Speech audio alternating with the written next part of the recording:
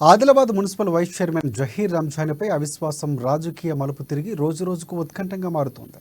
కొద్ది నెలల క్రితం ఆయన కాంగ్రెస్ పార్టీలో చేరడంతో మాజీ మంత్రి జోగురామన్న, బీజేపీ ఎమ్మెల్యే పాయల్ శంకర్లు ఒక్కటై అవిశ్వాస తీర్మానానికి తెరలేపారన్న చర్చ ఇప్పుడు నడుస్తోంది.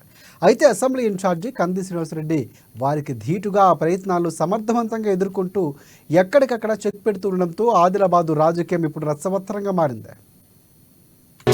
ఇక ఇప్పటికే బీఆర్ఎస్ నుంచి కాంగ్రెస్ పార్టీలోకి కౌన్సిలర్లు వలసలు ఆ పార్టీకి ఉక్కిరిబిక్కిరి చేస్తూ ఉంటే, మరోవైపు బీఆర్ఎస్ బీజేపీతో జతకట్టడాన్ని నచ్చని ఆ పార్టీల కౌన్సిలర్లు కంది శ్రీనివాసరెడ్డి నేతృత్వంలో కాంగ్రెస్లో పార్టీలోకి చేరబోతున్నారు.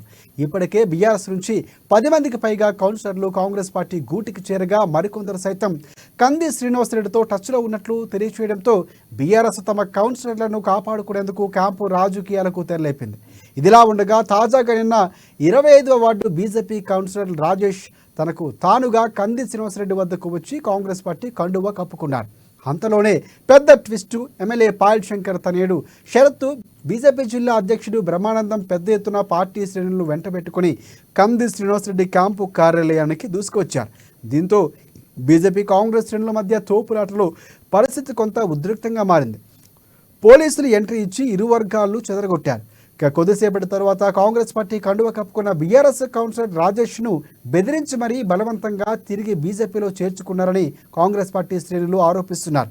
మొత్తానికైతే అవిశ్వాసంపై రాజకీయం హీటెక్కింది. ఎప్పటికప్పుడు మారిపోతున్న పరిణామాలు ప్రజల్లో చర్చకు దారితీస్తున్నాయి.